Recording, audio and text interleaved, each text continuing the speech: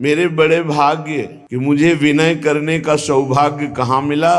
प्यारी जू के चरणों में। अहो भाग्य, प्यारी जू के चरणों में विनय करने का हमें सौभाग्य मिला। मेरी तो सब बन गई, तो बड़ाई क्या है? बड़े बड़े देवता, सुर, मुनि, ईश्वर कोटि के महापुरुष जिन भगवान श्री कृष्ण के चरणों की वंदना करके उनसे याचना करते हैं, वो प्रभु लाडिले श्याम सुंदर जिनके सामने याचना करते हैं, सीधे हमें उन स्वामिनी से याचना करने का सौभाग्य मिल गया।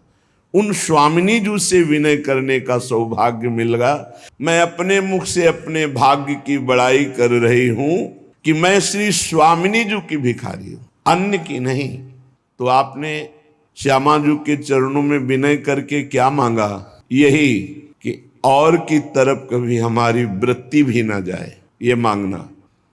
जीवन बहुत थोड़ा है, कलिकाल की मलिन वृत्तियां बढ़ती चली जा रही हैं। इस जन्म में यदि हमें भगवत प्राप्ति नहीं हुई तो इस घाटे की पूर्ति किसी भी योनि में नहीं होगी। हमारे में साधन बल है नहीं, तो हम कृपा बल के आश्रित होकर कृपा सिंधु लाडली जू के चरणों की शरण में हो जाएं। श्रीपाद प्रबोधानंद जी महाराज कह रहे हैं, जो अपने अंग कांति से, सौंदर्य शोभा से जितनी ब्रज युवतियां हैं उन सब के मान का मर्दन किए हुए है। ब्रजनो तरुणी कदम्ब मुकुटमणि श्यामाज बनी। जितनी ब्रज युवतियां उनमें मुकुटमणि हमारी श्री श्यामा जू हैं।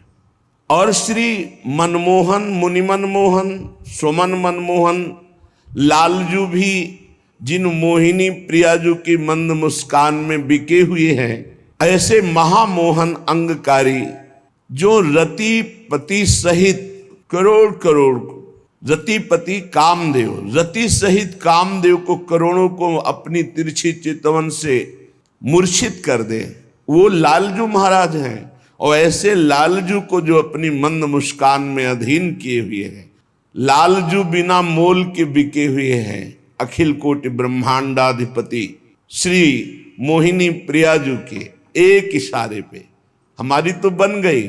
हम ऐसी श्री राधा किशोरी जू को अपने हृदय से स्वामिनी स्वीकार कर लिए, ये हमारी बन गई। क्योंकि अखिल कोटि ब्रह्मांडों का निर्णय करने वाले प्रभु हमारी प्यारी जू के अधीन है, और हम जैसे भी अपनी प्यारी जू के, हमारी बात बन गई। ऐसी श्री राधा किशोरी हमारे हृदय में स्फुरित हो, उनका दासत्व हमारे हृदय में स्फुरित हो। समस्त ऋतुएं हाथ जोड़े खड़ी रहती हैं। जिस समय वृंदा देवी की जरा सी इशारा वृत्ति मिली, वही ऋतु नौ निवृत्त निकुंज में अपना विस्तार कर देती। कभी शरद, कभी बसंत, कभी शिशिर, कभी हेमंत, कभी वर्षा। अद्भुत अद्भुत। एक और समस्त उज्ज्वलता को उज्ज्वलता देने की सामर्थ्य रखने वाला वृंदावन, जैसे प्रियाजू की रुचि हुई तो विविध ऋतुओं का विस्तार कर देती है, ऐसे ही जो प्रियाजू की शरण में हो गया उसके अंदर विविध सद्गुणों का विस्तार कर देती है वृंदावन भूमि। जो प्रियालाल को रिझाने वाले सद्गुण हैं वो वृंदावन प्रदान करता है, वृंदावन की रजरानी प्रदान करती है। उज्ज्वलतम महाप्रेममय। उद्देश्य और रुचि जब तक नहीं मिलती तब तक आनंद का अनुभव नहीं होता। माना कि आपने उद्देश्य बना लिया वृंदावन वास भगवत प्राप्ति के लिए, लेकिन रुचि आपके भोगों में है।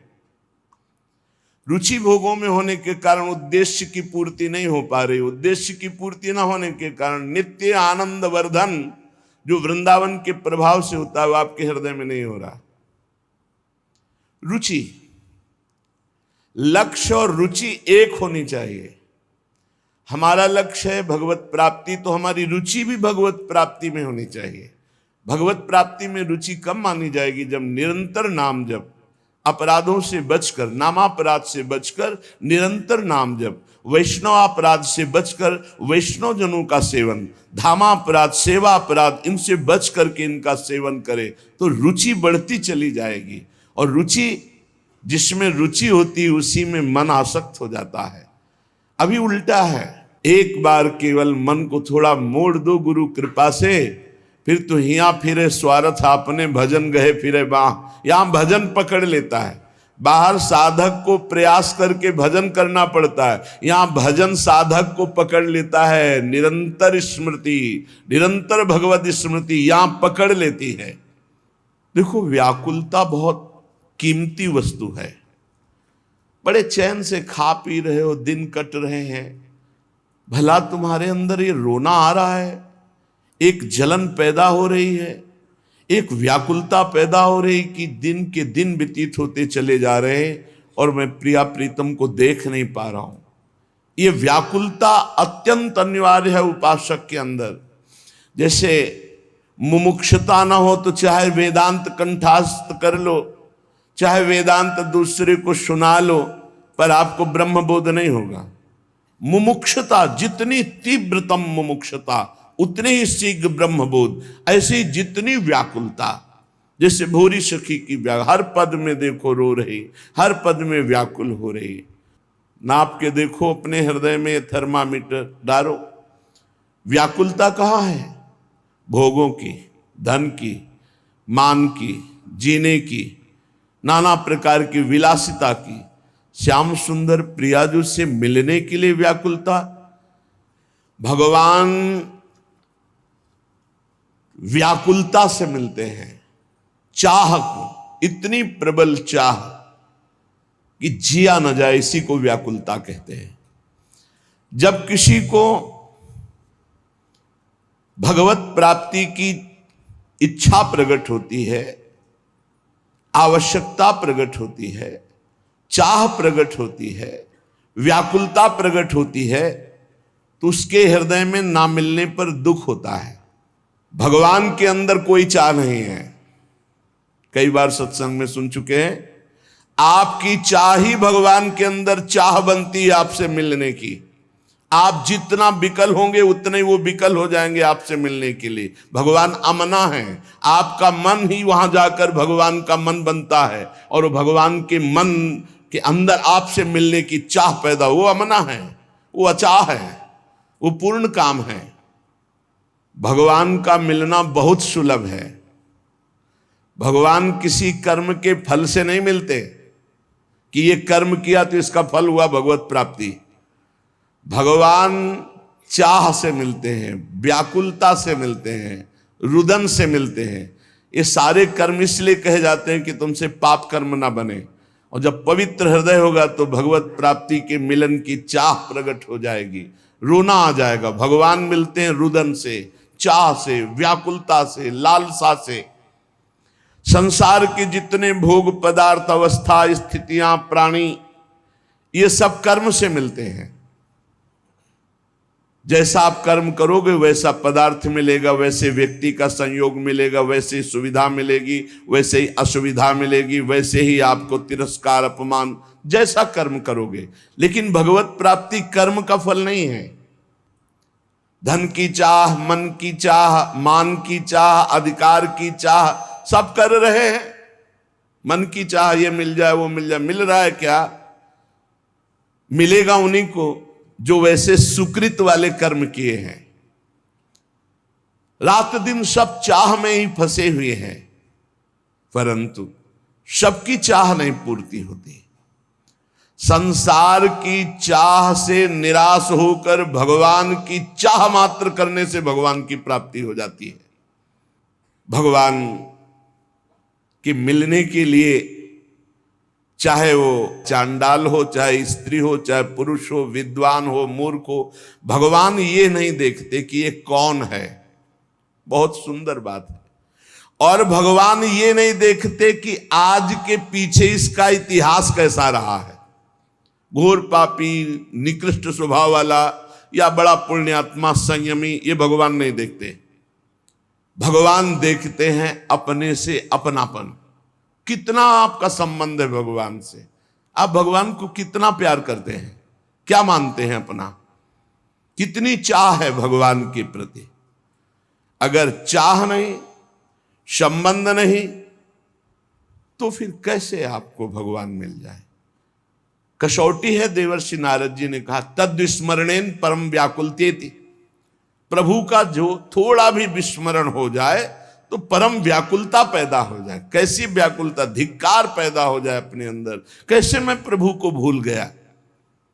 यदि आप भगवत प्रेम चाहते हैं, भगवान का भजन चाहते हैं, भगवान से मिलना चाहते हैं, तो इसके लिए एक ही बात है, छटपटाहट, व्याकुलता आपके मन में होनी चाहिए। अगर नहीं होती है, आप भगवान को नहीं चाहते हैं, भगवान के लिए रुदन हृदय से नहीं करते हैं, तो सीधी बात है आपको भगवान नहीं मिलेंगे।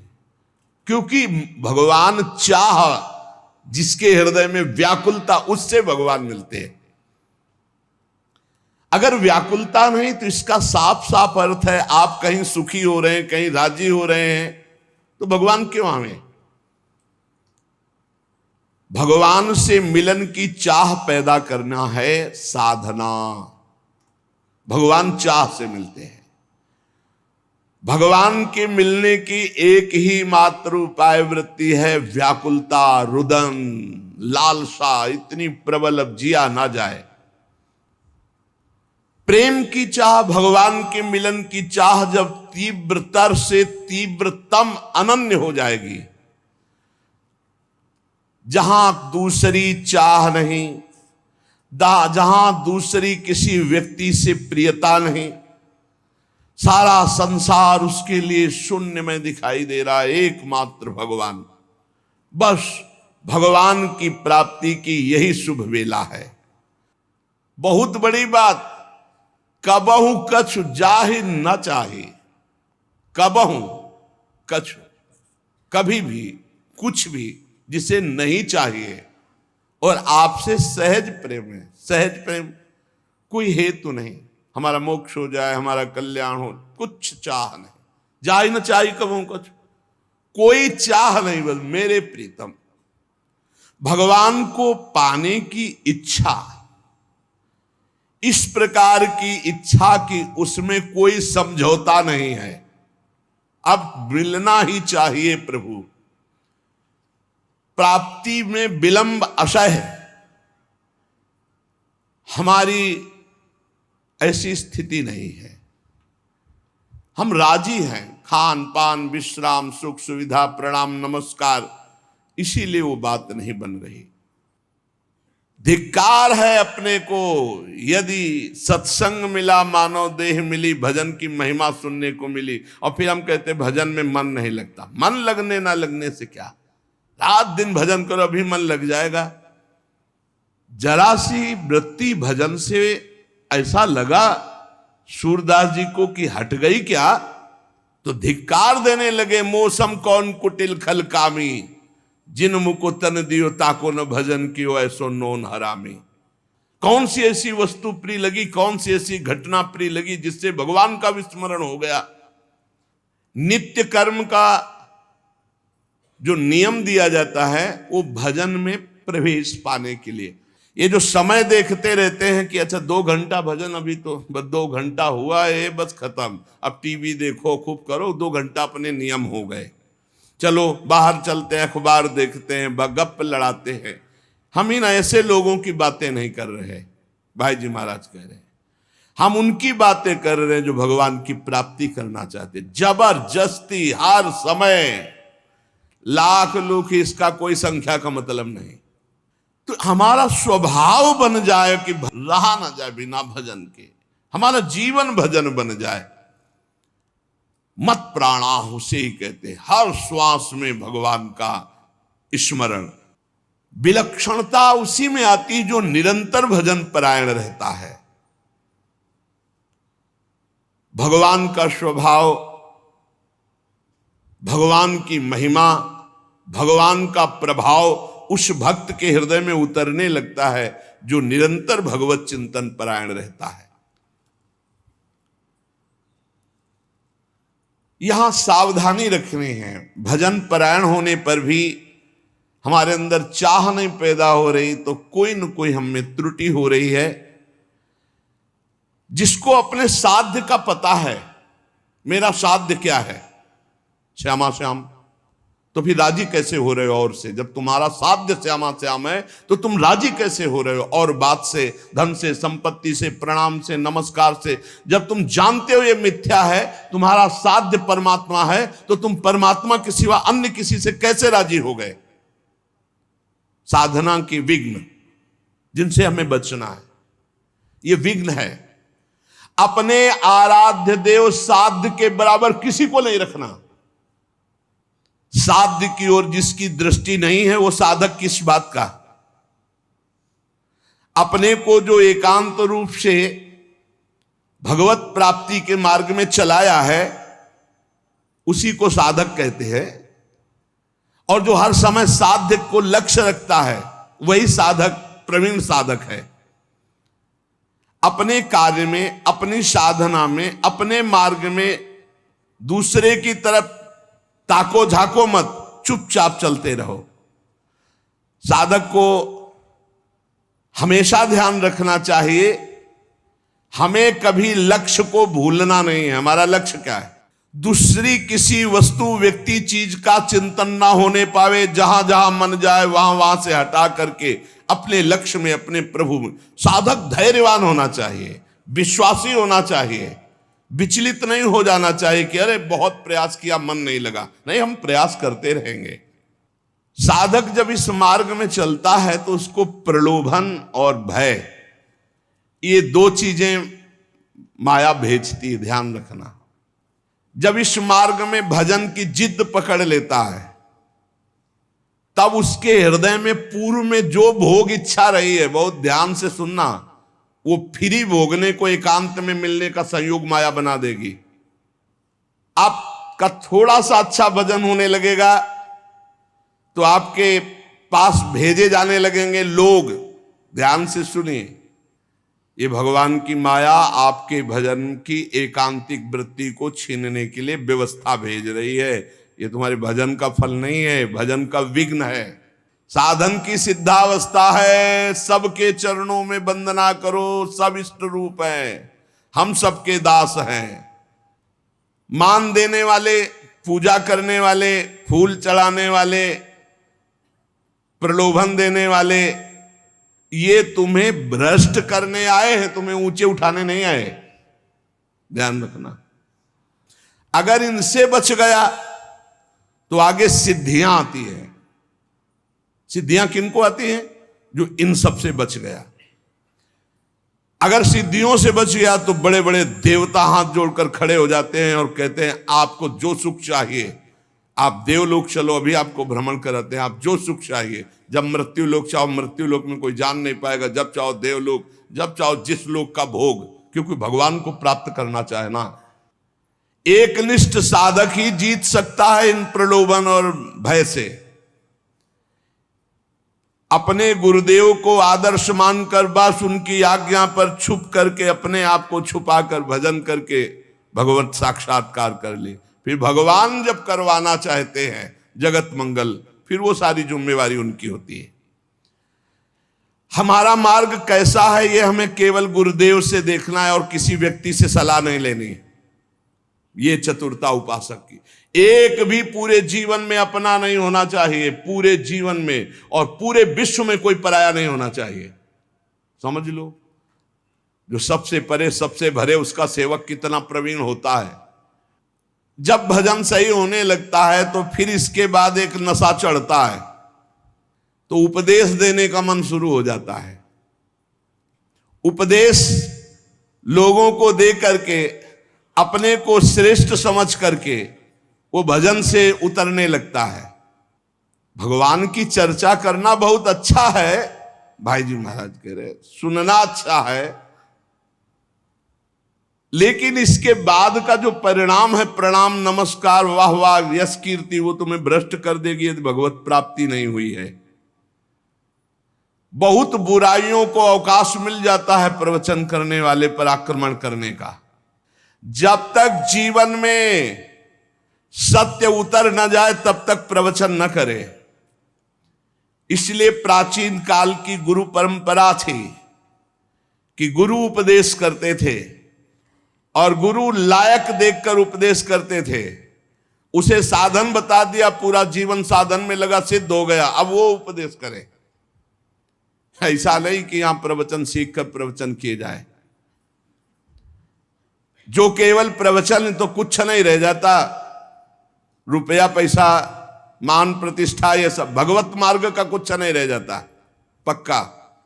गुरु कृपा पात्र जो केवल कथयंति च माम नित्यम तुष्यंति च रमंति च, ये अलग मार्ग है।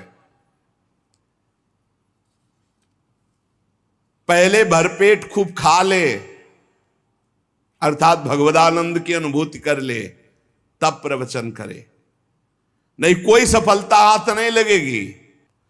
अर्थात जो उपदेश है वो पहले आचरण में आना चाहिए, वो हमारी परिपक्वता होनी चाहिए। धर्मराज युधिष्ठिर कभी मिथ्या नहीं बोलते।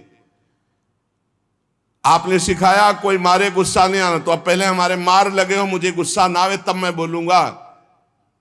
कोई मारे फिर भी गुस्सा नहीं आना चाहिए। तो हर रोज हम बड़ी महिमा की बात कह रहे हैं, वही सत्संग सुनाते हैं घुमा के, चाहे शब्दों का अंतर हो, सत्संग वही होता है। क्योंकि नई बात आएगी कहां से, शास्त्रों में जो है वही तो सुनाएंगे। परमार्थ की बातें घुमा फिरा कर हजार हजार बार वही हम कहते हैं। कहने का तरीका भले अलग हो, लेकिन हजार हजार बार वही बात हम कहते हैं। आपने स्वीकार किया जगत मिथ्या है, भगवान सत्य है, स्वीकार किया आज तक? नहीं। स्वीकार किया सब में भगवान ही भगवान है? नहीं। स्वीकार किया कि एक मिनट भी भजन से बिलग नहीं होना? नहीं। और यही बातें तो घुमा घुमा के कही जाती है। तो क्या केवल सुन रहे हो, उसे गुण नहीं रहे, उसे जीवन में उतार नहीं रहे? उपदेशक में ये चार बातें अगर हैं तो उसका बाल बांका नहीं होगा। सिद्धांत का पूर्ण जानकार और सिद्धांत पूरे जीवन में उसके उतरा हुआ होना चाहिए। सिद्धांत का पूर्ण जानकार, भागवतिक सिद्धांतों का उपदेशक को, और जो जानकारी सिद्धांत के वो उसके जीवन में होनी चाहिए। अगर नहीं है तो उपदेश का अधिकार नहीं है। पूज्य भाई जी महाराज। दूसरी बात, एक भाई जी महाराज कह रहे, हमारे पास एक सन्यासी जी आए जो बड़े विद्वान थे। उन्होंने कहा बोलो किस विषय में बात करें। भाई जी ने कहा किस विषय में आप बात कर सकते हैं? बोले ईश्वर नहीं है, इसको सिद्ध कर सकता हूं, और इस बात का खंडन कर सकता हूं कि ईश्वर है। ईश्वर नहीं है इसको सिद्ध कर सकता हूं, और ईश्वर है इसको भी सिद्ध कर सकता हूं। ईश्वर है इस बात का खंडन कर सकता हूं, ईश्वर नहीं है इस बात का भी खंडन कर सकता हूं। विद्वान, अद्भुत। तो भाई जी ने कहा आपका सिद्धांत क्या है? बोले कोई सिद्धांत नहीं, जो चाहो पूछ सकते हो, ज्ञान मार्ग, भक्ति मार्ग, योग मार्ग। भाई जी ने कहा आप किस सिद्धांत से चलते हो? चुप हो गए। तो भाई जी ने कहा ऐसी विद्या, ऐसा ज्ञान परमार्थ में काम नहीं करता, ध्यान रखना। आपका सिद्धांत क्या है? आप किस मार्ग के पथिक है? केवल खंडन ही मंडन। सिद्धांत जो जाना उसी को जीवन में उतारा, पहला लक्षण। दूसरी बात, सिद्धांत को सिद्ध कर लिया है। मतलब सिद्धांत सिद्ध, जैसे काम तो आसपास माताएं बहनें हैं लेकिन कभी काम वेदना नहीं, नाना प्रकार की भोग सामग्री लेकिन कोई भोग इच्छा नहीं, ये सिद्धांत सिद्ध पुरुष। उपदेश देने के लिए अधिकार। पहला जो सिद्धांत का पूर्ण ज्ञाता और सिद्धांत को उतारने वाला। दूसरा सिद्धांत उतार करके सिद्ध हुआ वो पुरुष कि अब किसी भी तरह से इसको विचलित नहीं किया जा सकता। तीसरा, अपनी जो अनुभूतियां हैं उन्हीं के अनुसार बोलना, मनमानी नहीं, शास्त्र सम्मत और अनुभूतियां। प्रवचन के लिए भाई जी महाराज आज्ञा कर रहे हैं कि बहुत होश से शास्त्र सम्मत और अपनी अनुभूतियों से युक्त चर्चा वो होती है जिससे चित्त संसार से हटकर प्रभु में लग जाए। प्रभु का मनोरंजन, ये मनोभंजन का मार्ग है। भगवत मार्ग मन का भंजन करके जनमन रंजन भगवान में लगाने का है। चौथी बात, महापुरुषों को उपदेश, शास्त्र के सिद्धांत, स्वयं मान त्यागी, धन त्यागी, स्वार्थ त्यागी, व्यभिचार त्यागी, तब वो उपदेश का अधिकारी होता है कि जगत मंगल करने के लिए उपदेश। मान त्यागी, धन त्यागी, स्वार्थ त्यागी, व्यभिचार त्यागी, सिद्धांत को जानने वाला, सिद्धांत को मानने वाला, सिद्धांत को सिद्ध किए हुए और महापुरुषों के वचन, शास्त्र के वचन, ऐसे उपदेश किए जाते हैं। उपदेश देना पेशा नहीं होता, हम नहीं बोल रहे, उसमें लिखा हुआ है। आजकल उपदेश के प्रवाह बह रहे हैं, उपदेश की नदियां बह रही हैं। नदी कैसी? उपदेश ही उपदेश। जो महानता अपने हृदय में उसके लिए तपस्या चाहिए, साधना चाहिए, संयम चाहिए, गुरु चरणों में बैठकर वर्षों साधन, तब वो जाकर के। एक बार हम लोग ऋषिकेश में थे, भाई जी महाराज कहे, वहां झाड़ियों से एक महात्मा निकले। उनके शब्दों को व्याख्यान देने का तरीका नहीं था, पर ऐसे शब्द बोल रहे थे जो एक एक शब्द भगवत प्राप्ति कराने में समर्थ था। क्यों? रात दिन भजन में डूबे हुए हैं। जहां हम केवल बोलते हैं और करते नहीं, वो हमारा बोलना नाटक होता है। जैसे कोई आद्य गुरु भगवान शंकराचार्य जी का नाटक में स्वांग करे तो शंकराचार्य थोड़ी हो जाएगा। तो जहां हम केवल बोलते हो, हमारे जीवन में, हमारे आचरण में वो बात नहीं, तो वो नाट्य मात्र होता है। बोलना और आचरण में उतारना, तब लोक रिझाने की चेष्टा ना हो तो वो साधक का भजन बन जाता है। कथयन्ति च माम नित्यम तुष्यन्ति च रमन्ति च। इसलिए साधक अपने को छपवाने से बचे, छुपाकर जब तक भगवत प्राप्ति न हो तब तक गुप्त रहे, और अपनी वासनाओं की जितनी भी लिस्ट है उनको सामने रखे, क्योंकि जैसे भजन बढ़ेगा हर वासना आपके सामने पेश की जाएगी। जो जो आपकी पूर्व वासनाएं रही, भगवत प्राप्ति के पहले वासनाओं की पूर्ति का विधान बनता है। इसलिए हर वासना की पूर्ति के लिए जो विषय आए उसका त्याग करते चले जाओ। आगे सिद्धियां आएंगी, उनका त्याग करते जाओ। आगे देवता आएंगे, उनका त्याग करते चले जाओ। तब जाकर श्री भगवान आते हैं। हमारा रोना किसी से बंद ना होने पावे, किसी भी तरह हम राजी ना हो, तब हमें प्रभु की प्राप्ति। तो हम सत्संग सुनकर सावधान होते हुए भगवत मार्ग में नाम जप न छोड़ें, तो सावधानी बनी रहेगी। हर समय नाम जप करें तो इसी जन्म में हमें भगवत साक्षात्कार हो जाए। शेष चर्चा आगे। श्री राधा वल्लभ लाल की जय।